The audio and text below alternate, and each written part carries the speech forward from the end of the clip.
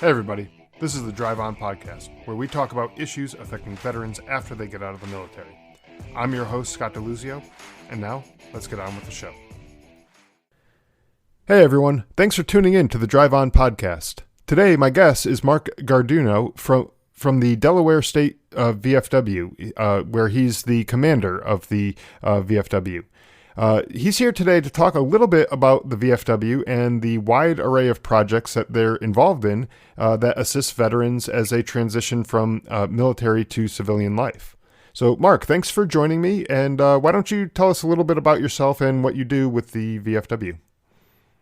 Wonderful. Thanks, Scott. First of all, up front, just thank you so much for the opportunity to be with you on your podcast. It's really a great opportunity to showcase the veterans of foreign wars and what we do in the community, what we do for veterans and their families.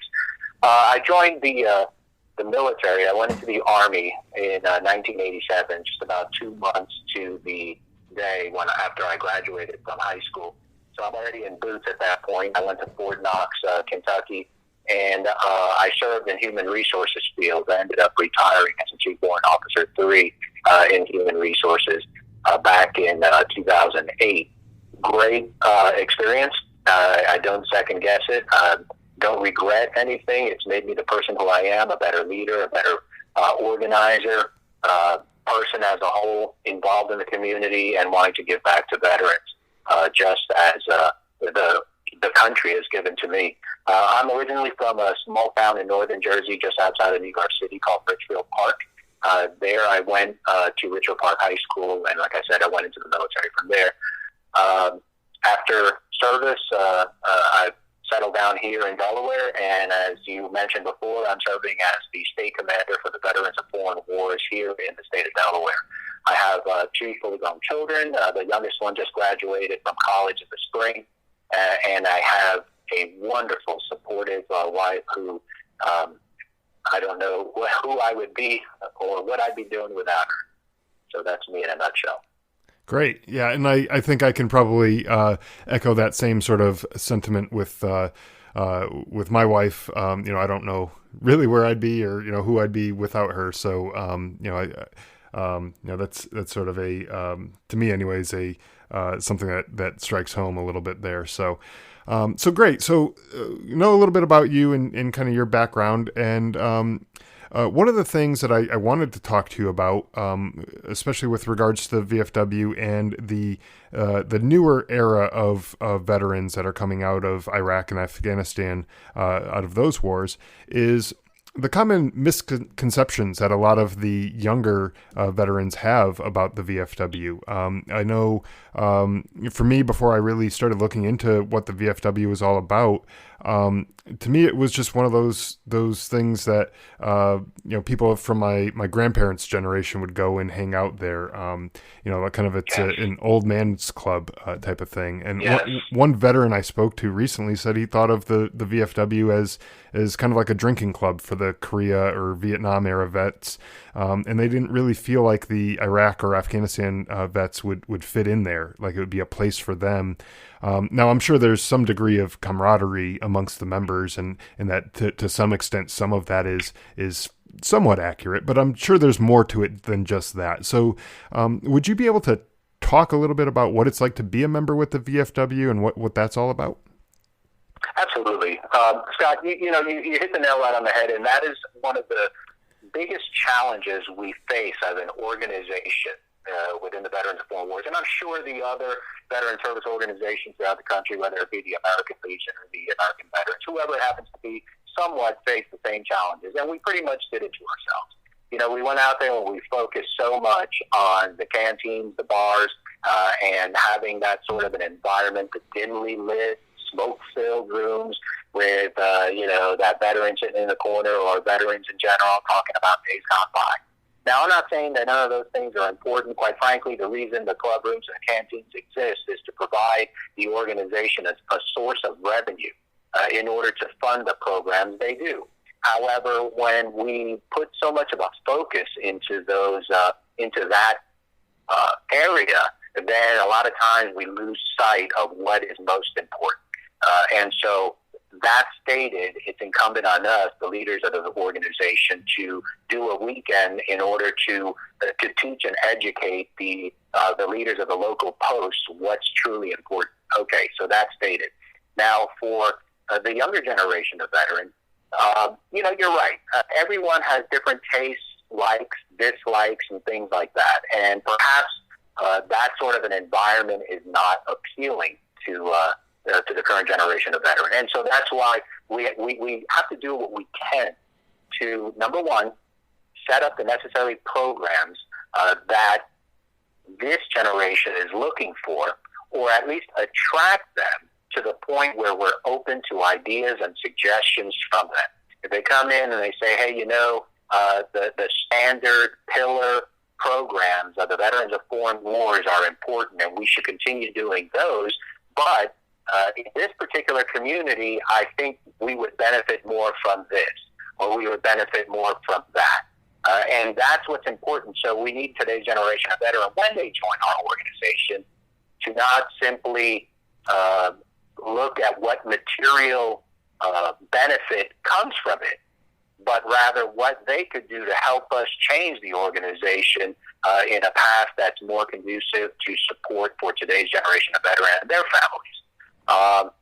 And then, as a equal opportunity, or just as important, is, there's nothing stated out there that when a generation, if there's a generational divide, that you have to join only existing posts, right? Mm-hmm. So what if today's generation of veteran were to approach the leadership of any department, which is a state entity, and say, hey, you know what? I think we have a good plan and idea to execute the Veterans of Foreign Wars programs, but be more focused towards this area. We would like to start our own post.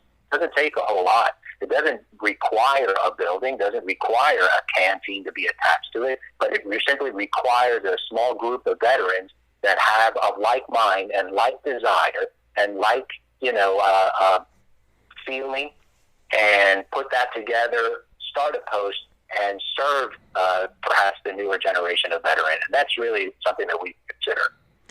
And I think through the conversations that I've had with other veterans through this podcast, and even, outside of this podcast, one of the things that I think a lot of people are missing in that transition from military to civilian life is that bond, or that kind of unity, like you said, the like-minded people, where when you're deployed, you don't have your family, your husband or your wife or your kids or your other family there with you. And so you sort of rely on the people who are deployed with you to kind of be a substitute for that family. You guys, all the people look out for each other and, treat each other sort of like a family. And a lot of times people come back from their deployments or, get out of the military service altogether, and they feel like they're missing that. They go and they work a civilian job where people tend to be out for themselves, and it's a lot less of that bond that comes in there. But kind of what you're saying is, it seems like there is somewhat of that bond through the local posts and everything like that, through the VFW, where you can kind of connect with other veterans who are like-minded and, coming from a similar background as, the other vets who are there. And it seems like that could also be a good way for veterans to sort of get that bond, or that common connection back that they might seem like they're missing from that transition back into the civilian life. And you're absolutely correct, Scott. Let me tell you, an organization like the Veterans of Foreign Wars, or just about any veteran service organization out there, you're going to have people who are there who speak the same language as you, and that's a huge gap that you have in a civilian community that is of particular benefit. They understand all of those crazy acronyms that we use within the military, and so even active duty individuals who are still in uniform feel at home there, or at least they should feel at home. One of the biggest programs, and I would tell you straight up, within the Veterans of Foreign Wars, two of the most important pillars of our organization is number one, the National Veteran Service. And now, National Veteran Service are those service officers who are out there in the communities providing access to benefits to veterans who have departed, putting in their claims, access to GI Bill benefits, all of those sorts of things, whatever it is they need, VA, home guaranteed loans, all of that sort of thing, right? So they assist putting the veterans in touch with that. The other pillar to that is National Legislative Service. Both of those entities of the Veterans of Foreign Wars this year reach 100 years, a century of service to veterans throughout the country. So now think about this. We've been doing those two missions for the Veterans of Foreign Wars, or we've been doing those two missions for veterans longer than many of these generations, many of these organizations even exist, right? So if, bar none, if there is an organization out there that knows the importance of these things, it's the Veterans of Foreign Wars. Now, we recently started going down the path of putting together like a benefits delivery at discharge program where we have pre-discharge offices at installations across the country. Right now we have 24 of them, right? Mm-hmm. But over the last, in 2018, we helped and we assisted over 109,000 veterans in submitting the new VA claims just in fiscal year 2018. 15,000 of those were new claims by veterans, just altogether new, meaning that, separating individuals from the military came to see a service officer, someone from the Veterans of Foreign Wars, to help put their packet together. Now, when I retired from the Army back in 2008, the discharge office, the only thing they had there for us was, and we were lucky, quite frankly, I shouldn't minimize it, but we had a contractor who was contracted directly with the VA. Now, I don't want to downplay the importance of that, but you don't go to a used car salesman and ask that used car salesman to tell you the great things about used cars. No, you go to Carfax or you go to Kelley Blue Book and you get all the information about, you question the source, right? So what better than to have a third party, an individual whose only focus is the veteran, him or herself, to ensure that they have the best access to quality health care or benefits that are available to them by going to a veteran service organization, and that person provides them that information. So this is a program that, in my personal opinion, Veterans of Foreign Wars could potentially expand on, and with the help of other organizations, create or assist with the revenue necessary in order to facilitate that sort of a program. So more and more we're going down that path, and this is why I believe our organization is relevant and timely to veterans who are separating today by assisting them to that transition. I would finish that by telling you this. I always say that the military does a great job of creating warfighters, and that's what they're there to do, right? They are there to create the soldiers, the sailors, the Marines, to make them the best fighting force in the world, which we are, bar none. Mm-hmm. Okay? But then when it's time to separate, I think we could do a whole lot better at teaching and educating the separating veteran to become a veteran. That doesn't necessarily happen. Sure, they have the TAP program, the Transition Assistance Program, and all of that sort of thing, which is great, right? But now what happens when the individual is getting ready to separate from the military? I would tell you, Scott, those last 6 months prior to separation, the only thing we are typically focused on is getting out of the uniform and getting back home. How quickly can I separate? And this is what I have to do once I get out. Hopefully it's go to school, find a job, whatever it is, right? But that's not necessarily the case for everyone. Okay, so they go through a TAP program at their local installation. Let's say it's Fort Bragg, North Carolina. Then when they separate, they end up, who knows, maybe somewhere in the middle of Wyoming, right? Do they have a network of people there? No, probably not. Do they have the resources necessary in that location, wherever they end up, in order to network, find a job, and find the resources that are available for veterans in that local area? So why not look to the local Veterans of Foreign Wars to help in that process? And that's why we exist. And that's, I think, a very important mission for you to have is to be that resource that's outside of the military. It's not necessarily connected to the military, because like you said, the military does a great job at turning out warfighters. The soldiers and the Marines, airmen, sailors, and everything, they do a great job at teaching them their job and how to do the thing that they're supposed to do. But they're not as focused on teaching them how to transition back into the civilian world, because quite frankly, that's not going to win a war. That's not going to exactly. That's not going to get our troops to be dominating on the battlefield, and rightfully so. I think they focus on the one thing that they do really well, and they do it really, really well, and that's why our military is the gold standard throughout the world in terms of our fighting capabilities. And that's right. But organizations like the VFW and other veteran service organizations that are out there, it kind of, sort of in a way falls on them to pick up the slack, and it's not a knock on any of the organizations in terms of the current state of veterans affairs and things like that, but it's one of those things that I think veterans just need to bite the bullet and get involved with some of these organizations, even if it may not be the thing that they feel like it's the most comfortable situation, because maybe it feels like it's their grandfather's drinking club or something like that, but they do need to get involved with some of these things, because that's where a lot of this change is taking place, and where a lot of the assistance that they desperately need is going to happen.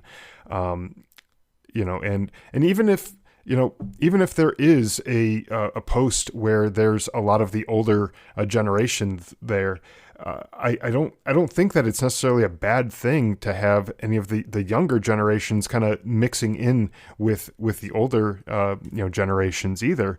Nothing wrong with that. Exactly, yeah. And I read somewhere that both the older eras, the World War II, Korea, Vietnam, that era, and the more recent war kind of era of veterans, through the VFW and other organizations like this, when they do get together, they tend to swap stories, the typical war story type thing that you might think about, but about each other's service. And they tend to, somewhat impress the other generations. The older guys impress the younger guys, and vice versa, where the younger guys are maybe in awe of the stories about World War II vets storming the beaches of Normandy or something like that, whereas the older vets might be shocked at the fighting conditions of the younger generations, where they have to deal with an enemy that doesn't even wear a uniform, and they just kind of blend into the civilian population, like you might see in Iraq or Afghanistan. And so those types of things, commingling, I think can help each other, not only the younger generations helping out the older generations, but also vice versa, where they can help build that kind of community and camaraderie there too. You bring up good points, and in a typical social setting, you're going to have there's not going to be much of an issue when it comes to that. And so, Scott, in the typical social setting, you're absolutely correct. You get the slightly older generation of veteran together with today's veteran, and they'll start swapping those stories, and that's wonderful, right? The concern might come up where in today's generation of veteran, where that I see and that concerns me is when you have a female veteran come into the post home, whether it's in the canteen or in the hall or whatever it happens to be, and she's looking for information about the Veterans of Foreign Wars, potentially joining. And the first thing they get is a glare, and can we help you? Mm-hmm. and do you want to join the auxiliary? And sure. So that's the education process. And so, number one, we have to continue to educate the members and the veterans that we already have, the members who are part of our organization. But at the same time, I would encourage female veterans, please don't give up on us, right? Just because you get that, please just, you've gone through a lot already while you were in the military, no doubt in my mind, but please join us and still say, yeah, well, you know what? I'm a veteran and I want to join this organization if you'll have me. So I would encourage that to occur. Then the other part is when you go to those general membership meetings and proposals are being put out there, ideas for new programs, sometimes, you'll get that look from some of the older generation that'll look at that person and say, hey there, young pup, you're too young to know the ins and outs. Why don't you hang around for a while longer before you start voicing your opinion or providing input and that sort of thing. And that's just not what we're about. We should be looking and hearing and discussing, trying to figure out before we just absolutely say no. Let's figure out how we can say yes and see how we could carve that into our annual program for that particular post. Like I was mentioning before, we have the standard organizational programs that we deliver on a year in, year out basis. However, each particular post could gauge their own communities and determine what that community needs in order to best serve the local veteran, their families, and the community as a whole, if that can be done, right? Mm-hmm. So I ask people, please, take a look at our organization and see how you could best fit. Yeah, absolutely. And I think that's, you brought up a great point there too. And, perhaps as a male veteran, I hadn't even considered, some of the issues that some of the female veterans might have experienced by walking into a place where traditionally it was probably dominated by men in those individual posts, and then kind of getting that look of so what are you doing here kind of thing, in that sort of situation. And I feel like, the female veterans have been through just as much, if not more, as some of the male veterans. And, they have just as much right to be a member of this organization and other veteran organizations as any male who's ever served. And Absolutely.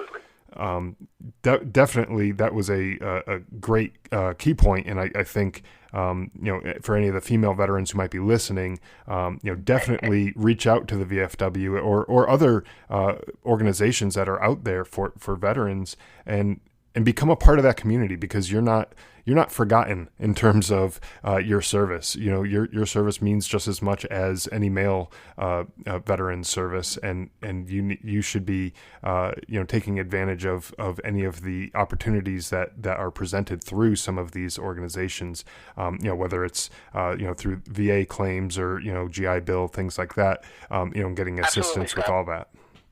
And if I may, let me just talk about that just a little bit. Female veterans, any of that may be out there listening. Let me tell you, I'm going to tout my horn just a little bit, because the post that I come from here in Delaware has, bar none, the largest percentage of female veterans in the state who are members. Not only do we have a lot of female members in our particular post, the post commander, female veteran, and the vast majority of the active members who show up month in, month out, and are helping to deliver the programs are our female veterans. So I'm extremely proud of that. The other part is we are an organization who is doing what we can to support the female veteran on Capitol Hill. Last week I was up at D.C. and we were pushing the national legislative agenda. And part of the Veterans of Foreign Wars legislative priorities was that of female veteran health care. Now, when we realized that the typical VA hospital was built, structured, created on average, about 50 years ago. What was the difference in demographics between back then and now? Well, clearly now we have just a much larger female veteran population, where I think Department of Defense wide, we're probably somewhere between 16 and 18% are females. And so clearly we need to ensure that the VA and the access to health care also includes female-specific health care. because that's what's needed, required. Even the typical, say, post-op recovery room. Mm-hmm. Let's think about the scenario there. Why can't they make sure that we have the privacy requirements for a separate post-op room for females, or, the cubbyhole type situation, so there's sufficient level of privacy once they get out of post-op? Neonatal health care, all of those sorts of things that we forget about as the standard, male veteran. We forget about those things because, hey, we're taken care of. But what about our sisters who are out there fighting the same dirt, living the same lifestyle, dealing with the same dealings and the same kind of nutsy leadership requirements that would roll downhill? They deserve it. And here we are as veterans, and we should do everything we can to provide support for them as well. Yeah, absolutely. And sort of along that line, those lines with the legislative priorities that you were talking about, what are some of the other legislative issues that the VFW is involved with in terms of going to Washington and talking about making improvements for veterans and things like that? What are some of those things that you guys are involved with? Well, the VFW has had their fingerprint, their footprint on just about every major piece of veteran-related legislation since our National Legislative Service began. Just earlier this year, we finally were able to convince the VA to drop their fight, and then we were able to convince Congress to pass the Blue Water Navy Vietnam Veterans Act, which supports that. There was this thought process out there that just because an individual was serving on a ship offshore in blue waters, right, that there was no way possible they could have been exposed to Agent Orange. Oh. And so how do you think they got the Agent Orange over to Vietnam? Hello? And then not only that, but then you had other areas where it was used as a foliage-type agent, like the DMZ in Korea and other parts of Southeast Asia. So we have that passed. The post-9/11 GI Bill that we all enjoy, and now it's the Forever GI Bill, which is something that veterans are enjoying for the rest of their life. They no longer have that cap where, if memory serves me correct, they have 15 years post-military separation to use it or lose it. Not only that, but they can also pass that on to family members, children, or their spouse, if they so desire. So that's a wonderful thing. So some of the things that we're looking at now that we would love to get everyone's support, and you don't have to be a VFW member to contact your local federal legislator, whether it's someone from the House of Representatives or the Senate, and particularly the United States Senate right now. We need everyone's support to contact them and say, axe the widow's tax.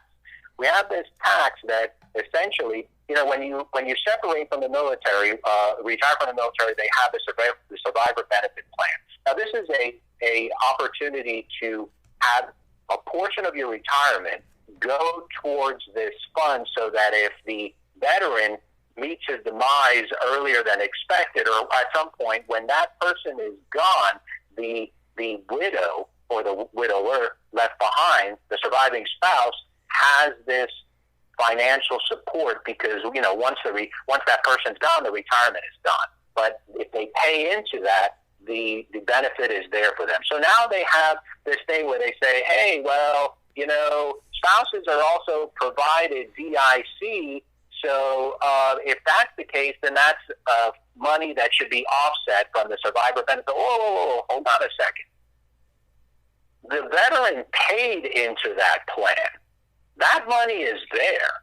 DIC is an added benefit that could potentially go towards that surviving spouse. So those are two completely different things, where one is a benefit and the other one is something that was already paid into. So that's the widow's tax. We went up there and we were fighting for that, and everyone seems to be supportive of it because they understand it. The only consideration now is that for the 2020 fiscal year National Defense Authorization Act, they didn't put it in there. So now when they go back there and reconcile, the potential exists that they'll drop it as something that cannot be supported because of funding or whatever happens to be. So please, we need assistance with that. We're also looking at burn pits. here in Delaware, I'm trying to put together a survey so that we can get numbers to determine how many people are on the burn pit registry. Mm-hmm. A lot of these burn pits that were used in Southwest Asia gave out toxic fumes, toxic smoke. A lot of people are starting to get sick from that.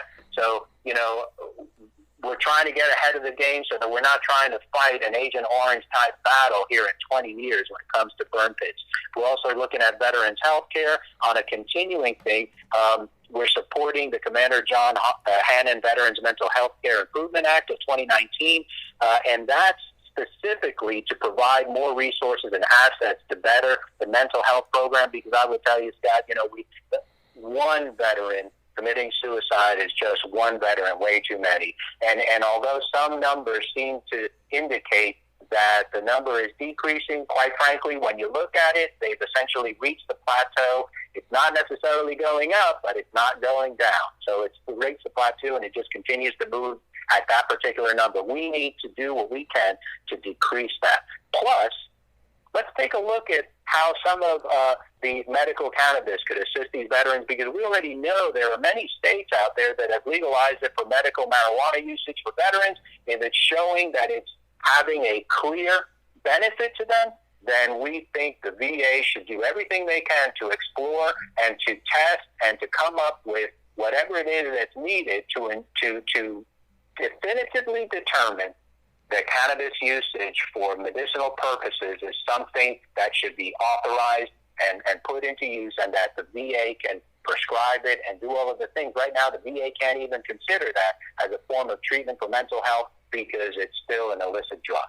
Right. Yeah. So regardless of what's going on the state level, the individual states that are making it legal for medicinal purposes, it's still. The fact is, it's still illegal on the federal level, and so the VA, being a federally run organization, is just not going to prescribe something that's illegal on the federal level, at all. So, and you mentioned another thing that sort of hit home here too.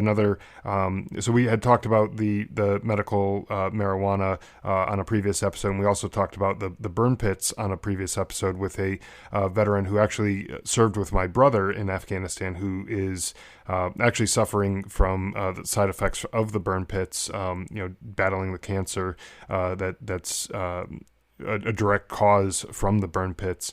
And, it's terrible to think about, so an otherwise young and healthy person who is, just trying to, go about living their life, and they're now dealing with a cancer that is, basically spreading and causing all sorts of trouble for them. Fortunately, they're, in that particular veteran's situation, they're young enough so that they're able to tolerate the higher doses of chemotherapy that are required. But, like you said, in 20 years, obviously we'll all be 20 years older, and, we're not going to necessarily be able to deal with those high doses of chemo that we would need in order to battle all of that. And so, I know that the registry is a good first step, but you're right. We need to kind of get ahead of this so that it doesn't become another Agent Orange type of situation. Oh, absolutely.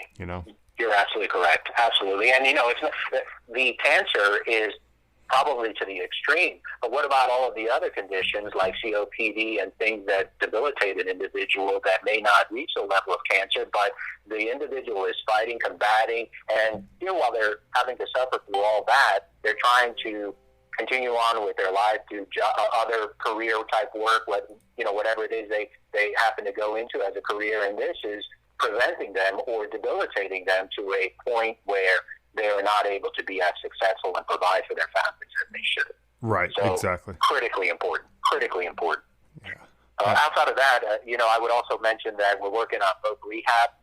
We want to, now that there are no time limits or constraints when it comes to the Forever GI Bill, in when they're using that or how long they have to use it, we believe that the same opportunity should be available for voc rehab, that a veteran can use voc rehab at whatever point for the rest of his or her life. I think that's an important thing to also consider.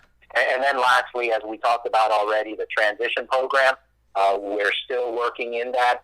I personally believe, and we've mentioned it to the senators here in Delaware, that, hey, why can't we, here we have a veteran separating from military service with probably a secret security clearance there, and then they separate, and now all of a sudden they're a security risk.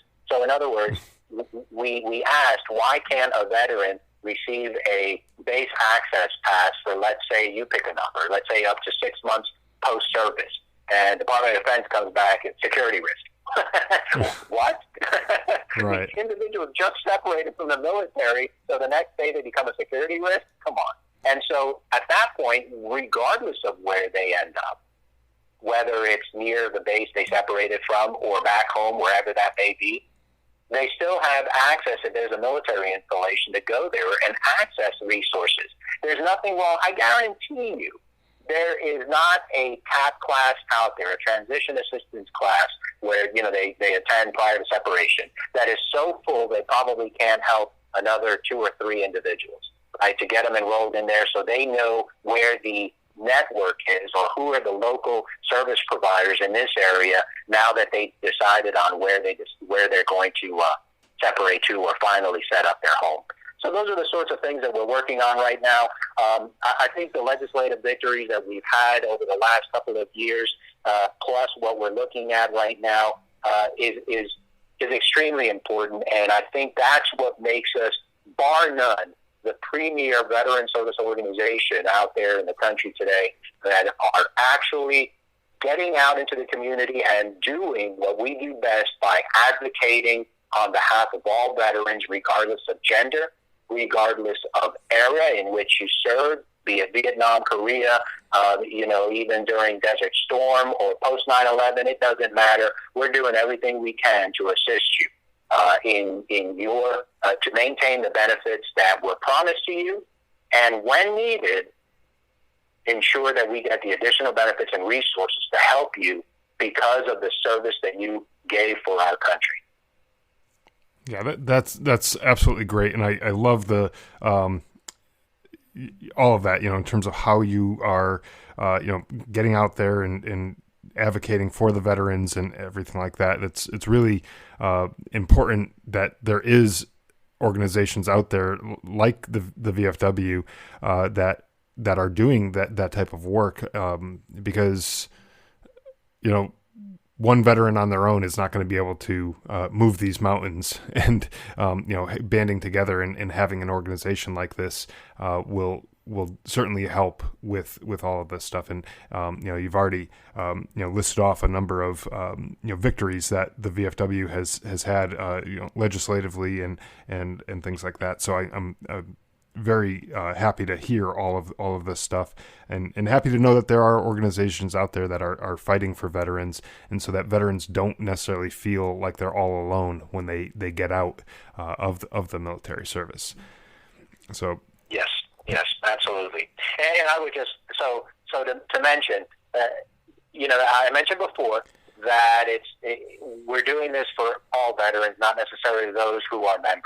The benefits that we provide, anytime you go into a veteran service office, you don't have to be a member of the Veterans of Foreign Wars. But if you so choose that, and you're eligible, that after you were provided that service and you felt that it was a good quality service, that by all means you should consider joining the Veterans of Foreign Wars so that we could continue our mission.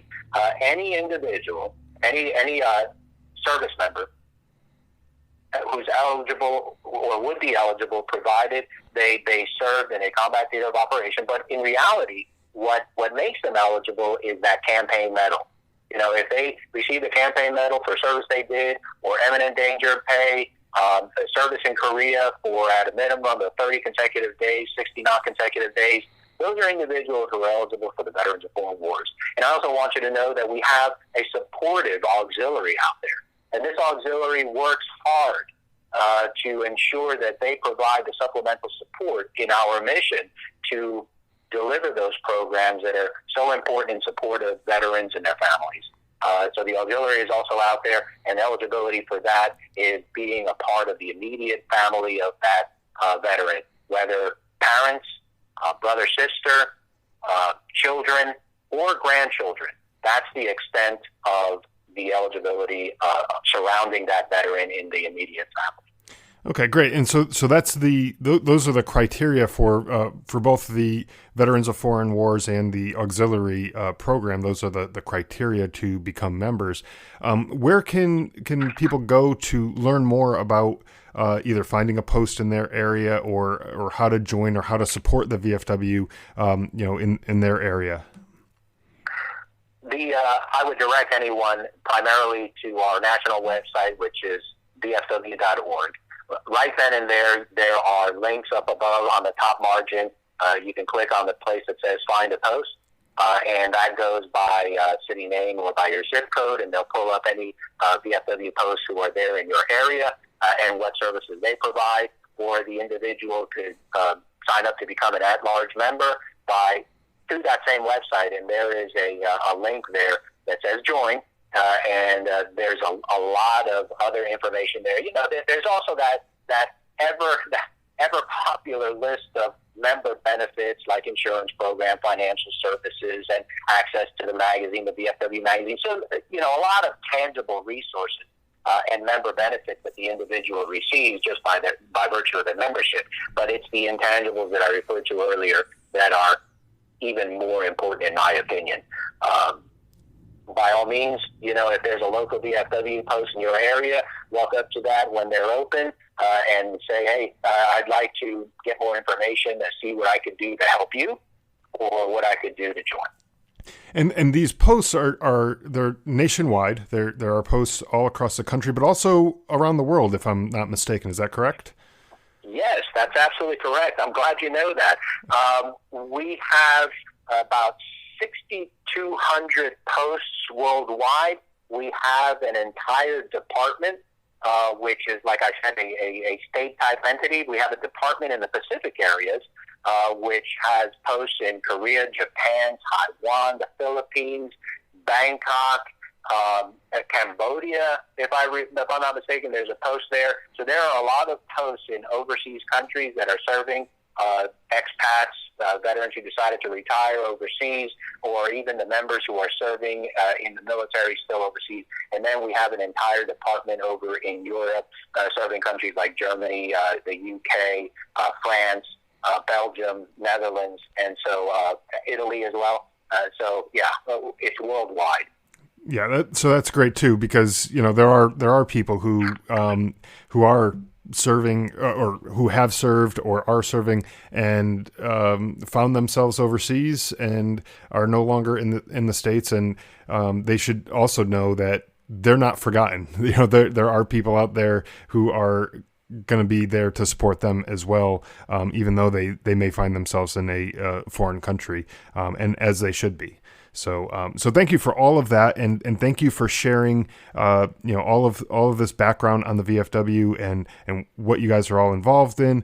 And I think veterans of the more recent post 9/11 wars would find themselves better off by reaching out to the VFW and other veterans organizations to get that support that they need and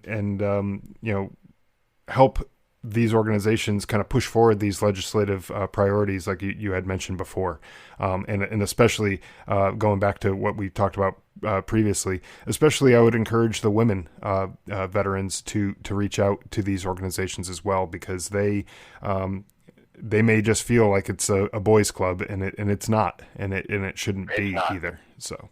That's correct. Absolutely correct. If I may, just one last thing, please visit that VFW.org, because there's a lot of opportunity for assistance there. If you're a recently separated veteran and they're in need of whether it be mental health assistance, you can click there, get some information, student veteran support, and we have a wonderful partnership with Sport Clips.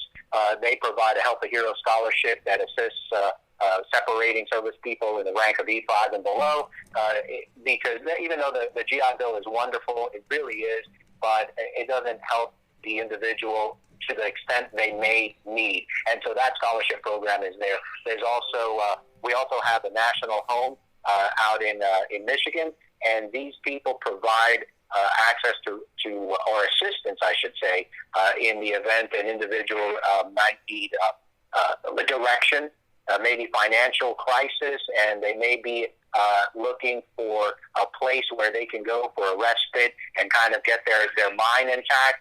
The VFW National Home for Children in Michigan, that website is out there, and I would encourage individuals to seek that information through there as well. All right, great.